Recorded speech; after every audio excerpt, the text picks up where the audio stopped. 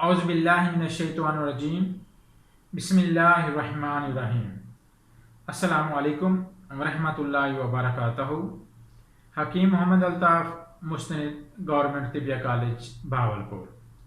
ناظرین، آج کا جو میرا موضوع ہے وہ ہے دھنیا کے حوالے سے۔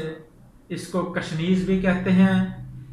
یہ ہر گھر کی ضرورت ہے اور مسالہ جات میں اس کو استعمال کیا جاتا ہے، اور گھر میں ہر سالن میں اس کو استعمال کرتے ہیں۔ خشک دھنیا معدے کو طاقت دیتی ہے، ریا کو خارج کرتی ہے۔ دھنیا سر درد کے لیے مفید ہے۔ اس کو پانی میں پیس کر پیشانی پر لگانے سے گرمی کے حوالے سے جو سر درد ہو رہا ہوتا ہے اس میں شفا بخش ہے۔ یہ دل کے امراض سے بچاؤ کے لیے بھی استعمال کی جاتی ہے۔ کھانا کھانے کے بعد تقریباً 11 دانے خشک دھنیا کے چبانے سے معدے کو طاقت ملتی ہے۔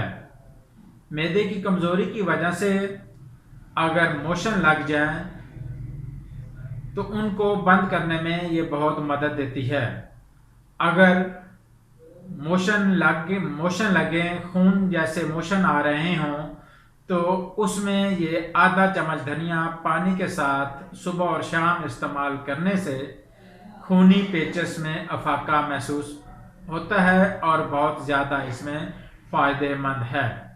کثرت احتلام اور بڑی ہوئی شہوت کو دور کرنے کے لیے بھی دھنیا بہت مفید ہے، اور اکثر معالج حضرات ان کو کثرت احتلام اور کثرت شہوت کے امراض میں اس کا استعمال کیا جاتا ہے۔ رات کو دھنیا کے 2 چمچ پانی میں بھگو کر رکھیں، صبح چھان کر اس کو صاف کریں۔ اس کا پانی متواتر 10 دن پینے سے دل کی دھڑکن دور ہو جاتی ہے۔ یہ 10 دن مسلسل استعمال کرنے کے بعد پھر اس میں 4 سے 5 دن کا وقفہ کر دینا چاہیے۔ یہ جو پانی بتا رہا ہوں، یہ پانی 10 دن مسلسل استعمال کرنے کے بعد 5 یا 7 دن کا وقفہ کر لینا چاہیے۔ جلد کے امراض میں رات کو سونے سے پہلے، خاص طور پہ جو چہرے کی جلد ہے اس کے لیے ہے، چہرے کو اچھی طرح ٹھنڈے پانی سے دھو لیں۔ دھونے کے بعد 1 چائے کا چمچ دھنیا کا عرق پیسی ہوئی ہلدی میں ملا کر چہرے پر لیپ کریں۔ یہ لیپ کرنے سے جو پھوڑے اور پھنسیاں ہوتی ہیں وہ بھی ٹھیک ہو جاتی ہیں، اور چہرے کو یہ صاف بھی کرتا ہے، اور چہرے کے اندر جو دھبے یا جھریاں وغیرہ پڑ جاتی ہیں وہ بھی ٹھیک ہو جاتی ہیں۔